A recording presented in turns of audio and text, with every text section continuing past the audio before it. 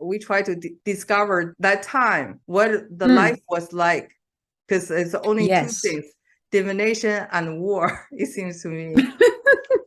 and farming and hunting and farming, fishing hunting, and marriage. marriage. That's very different from what For the kings, the national diviner, for any king at that time, probably they want them to feel entitled. So they're both the kings and the diviners. Yes, I think that the king is, I believe the king was the interpreter of the divinations. I'm going way back. And someone else would do the mechanics, but the king would, at least with the bone oracles and the turtle shell oracle, the king would say, I believe the king would say what it meant. I checked the original character of the word emperor, Di.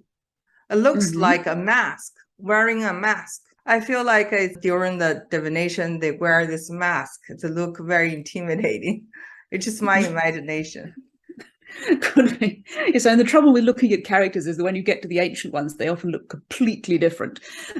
But yes, I think it's important to engage with these things with your imagination, because considering that what we're trying to imagine is a completely different civilization and way of life from 3,000 years ago, you wouldn't think you'd necessarily be able to understand a word of that, but it is startling how much you can relate to. Yes. Prince Kang and his gift of horses. We know what horses are like. Horses are still the same. I mean, maybe they're a bit bigger, but we still know that horses are beautiful and it's wonderful to have a lot of them. I think my favorite might be hexagram 28 for this. My favorite example of something that's really relatable. That's Doug you will pronounce that properly. Great excess, great exceeding. Yes. Well, the central image there is of the house with the ridgepole that is bending. Yes. That is bending under the strain. And you can present that image to someone who has never heard of the I Ching before, who is a modern American or European or South American or anything, and they will understand at once that this is a picture of them under strain, coming to the breaking point. If you put any more weight on the top, this might just break and the roof might fall in. And we have the same imagery in the modern English language. We still say under stress, reaching breaking point. What about the last straw? And the last straw and all that kind of thing. Yes. Under stress, being under the weight. Yeah. But what about the older wife and younger man, those type of things? That's not so quick and easy to relate to, is it? No. It does. Yes, why don't you read out the whole line? It also gives you imagery about a willow tree, doesn't it? A withered willow sprouts a shoot, and a venerable man gets a young wife. Nothing that does not bear fruit. Yes. Yes. So, and we do at least understand willow trees. Those are still the same. Yes. And they're quite unusual in a couple of ways. One is that that even if the river water rises above their roots, they don't die. Most trees, when the water rises above their roots, they drown. And this is relevant if you look at the trigrams that make the picture, paint the picture for this one, because there's water rising above roots. And we also know that willows are exceptionally vital. They can be cut right back to ground level and they will sprout shoots. You can even, I believe, cut a dry stick of willow and then just take the stick and put it in the ground and it will grow. Yes. So a willow is an image of great vitality. And again, if you want to relate to this, you can go and find a willow tree and get to know it and see how it grows. and that's right there for you. And then we have to use our imagination a bit about the old man with a young woman and him getting a new lease of life. You know?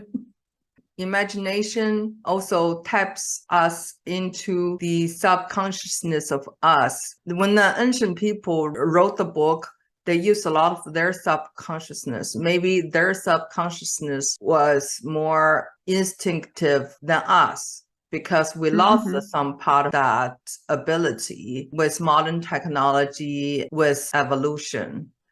To tap into that, we concentrate, we meditate, we can understand them better. That's what I was told by my aunt. Yes, I think also keeping things very simple. Yeah. And not being in a big hurry. That, I don't know, that may be more of a Western and European problem than a Chinese problem, being in a giant hurry. When I teach people to do readings for themselves, it's one of the main things I need to teach is, slow down. Because people say, oh, I did a reading, but I didn't understand it, so I'm no good at this and I can't do it and it doesn't work for me.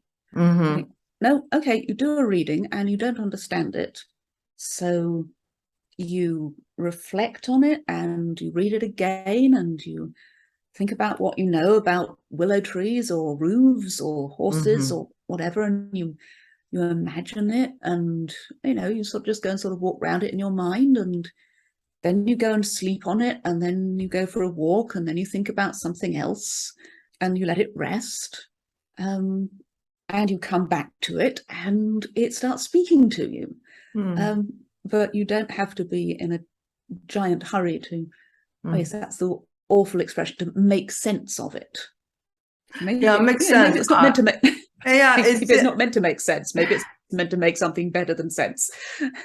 Yeah, I try to make sense of everything he wrote. Some things just don't make sense. So I study not everything oracle bones. I study history books. I try to find the link. For example, it's an older man and young woman. Maybe I think King Wang had a young wife or something. His general had a young wife or something. So I try to find things to relate. Sometimes you can find stories like that. Yeah. And it's absolutely fascinating. This is a very good book for finding stories. Stephen Field. The Duke of Zhou Changes. Yes. He's spent a lot of time finding stories and making connections to Chinese myth and early history and legendary history. Whether all the connections he's found are really there or whether they're in his imagination, I don't know. But it makes, that's the trouble when you start looking at this, you will find different people look at the same hexagram and they say, one of them says, oh, this is definitely about King Wen, and another one says, oh, it's definitely about King Wu, and or the Duke of Zhou, whoever. They all have different ideas about it, they all know what it's definitely about. So you have to take some of these with a little bit of a pinch of salt. But yes, it can be,